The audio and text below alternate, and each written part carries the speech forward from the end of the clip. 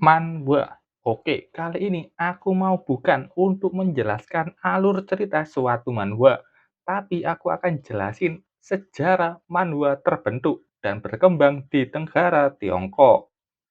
Manhwa sendiri adalah istilah buku komik di Cina, sama seperti sebutan manga di Jepang atau manhwa di Korea.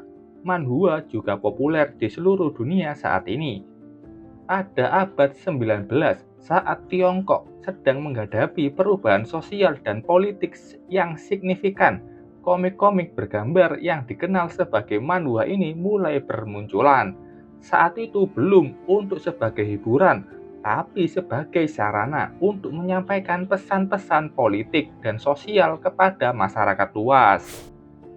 Awal mula manhwa dapat ditelusuri kembali ke zaman dinasti Tang pada abad ke-7 atau 618 sampai 907 Masehi, ketika seni gambar dan ilustrasi mulai berkembang di Tiongkok.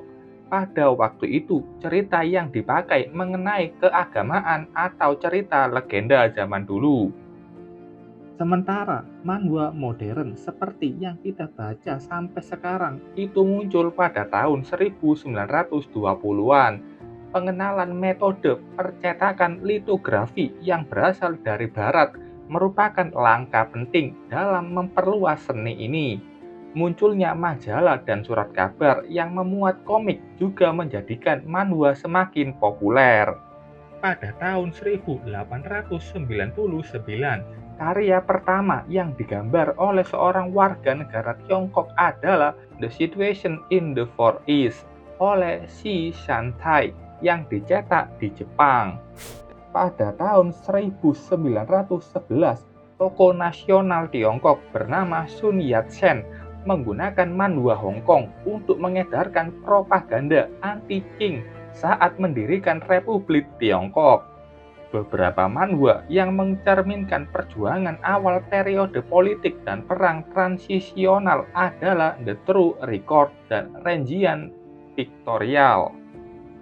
Lanjutnya pada tahun 1920 sampai 1930, ketika manhwa modern mulai berkembang di Tiongkok, salah satu tokoh terkenal dalam sejarah manhwa adalah Feng Zikai tahun 1898 sampai 1975, seorang seniman dan penulis yang dianggap sebagai bapak manhwa modern. Feng Zikai menciptakan gaya manhwa yang sederhana dan esensial dengan seringkali memasukkan humor di dalamnya. Karyanya yang terkenal berjudul Zhang Leping menjadi salah satu manhwa yang pertama kali sukses di Tiongkok. Selanjutnya, pada tahun 1930-an, manhwa semakin berkembang dengan munculnya lebih banyak majalah komik dan penulis-penulis yang baru. Pada tahun 1928, ada karya manhwa milik Ye Qianyu yang berjudul Shanghai Sketch menjadi populer. Antara tahun 1934 hingga 1937, ada sekitar 17 majalah manhwa yang diterbitkan di kota Shanghai.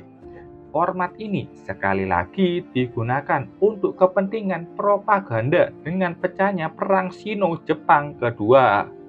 Namun, perkembangan manhwa ini sempat terhenti selama Perang Dunia Kedua dan Revolusi Komunis di Tiongkok.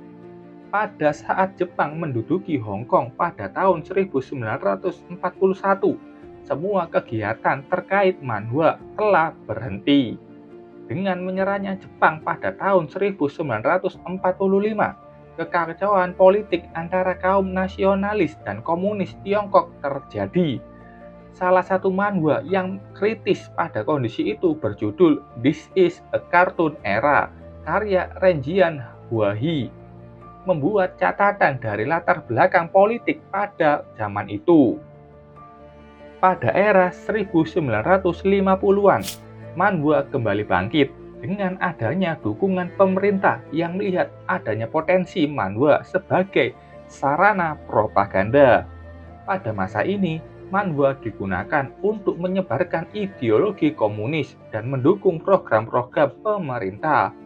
Contohnya Man of the Soil atau Datu, manhwa yang diciptakan oleh Zhao Hongben pada tahun 1954 adalah karya yang juga mendukung kampanye agraria dan reforma tanah yang diusung pemerintah pada saat itu. Pada era 1960-an, di mana periode manhwa sudah cukup dinamis, pemerintah terus memainkan peran penting dalam mengatur seni dan medianya. Namun ada juga variasi genre yang lebih luas. Manhwa juga terkenal pada masa ini berjudul The White-Haired Girl atau Bai Maunu yang diadaptasi dari opera pentas populer masa itu. Manhwa ini bercerita mengenai wanita yang sedang menderita dan lalu melakukan pemberontakan melawan penindasan. Pada era ini, manhwa mengeksplorasi tema sejarah dan kehidupan sehari-hari. Seniman seperti Ding Chong dan Ye Qianyu memainkan peran penting dalam perkembangan manhwa pada masa ini. Setelahnya pada era 1970-an, manhwa mulai berkembang dengan berbagai tema, tapi tetap saja pemerintah menggunakan manhwa ini untuk melakukan propaganda revolusioner. Para seniman mulai mengeksplorasi tema sosial, teknik, dan gaya seni manhwa ini juga mulai meningkat. Genre yang juga mulai berkembang dari romansa hingga kehidupan sehari-hari. Saat itu juga ada kedatangan televisi yang menjadi perubahan penting. Film-film Bruce Lee mendominasi era tersebut dan popularitasnya melancarkan gelombang baru untuk manhwa bertopik kungfu.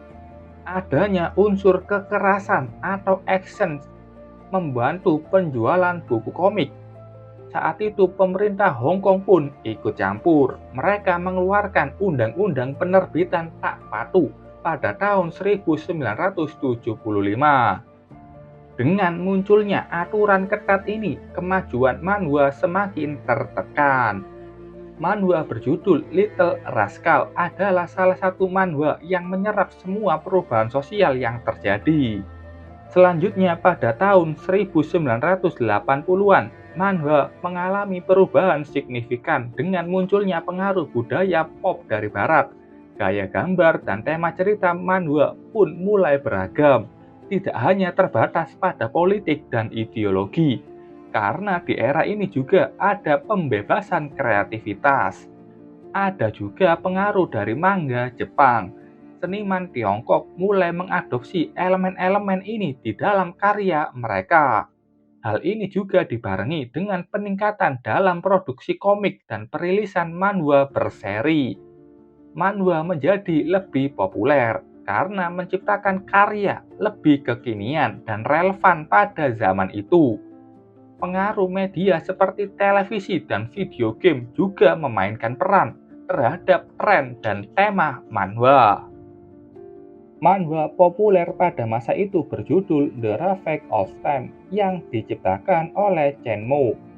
Cerita manhwa ini berfokus pada kisah strategi dan peperangan selama periode 3 kerajaan Tiongkok. Ada juga manhwa fantasi yang populer pada masa itu, berjudul Feng Shenji, diciptakan Feng Jianhe dan Cheng Qinwu, dengan cerita yang mengambil inspirasi dari mitologi Tiongkok dan mitologi Barat. Setelahnya, manhwa menjadi karya seni yang disukai banyak orang. Perkembangan teknologi dan internet menjadi hal yang membantu manhwa mudah diakses oleh masyarakat luas. Banyak situs resmi yang bermunculan, seperti Kuikan dan Webtoon, membantu para seniman manhwa untuk menerbitkan manhwanya dengan mudah. Dan dengan adanya itu banyak pembaca dari luar Cina yang juga menyukainya. Dan akhirnya manhwa semakin dikenal di luar Tiongkok. Beberapa manhwa populer seperti The King Avatar dan Battle Through the Heaven telah diadaptasi menjadi serial animasi dan mendapatkan banyak penggemar di berbagai negara.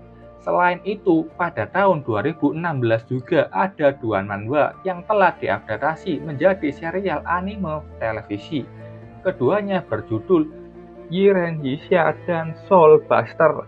Seri lain berjudul Bloody Forest yang didasarkan dari manhwa web juga mulai ditayangkan pada tanggal 1 Oktober 2016 yang lalu. Seri lainnya yang berjudul The Silver Guardian juga sudah ditayangkan pada tahun 2017. Oke, itu tadi sejarah singkat bagaimana manhwa begitu populer saat ini. Dari cerita barusan terlihat bagaimana pemerintah Cina berpengaruh dalam perkembangan manhwa. Bahkan manhwa ini dijadikan sebagai alat propaganda. Dan di era sekarang, manhwa semakin populer berkat adanya internet yang membantu pembaca dari luar Cina bisa membaca manhwa-manhwa yang begitu bagus. Oke, itu tadi konten kali ini. Semoga bermanfaat dan sampai jumpa.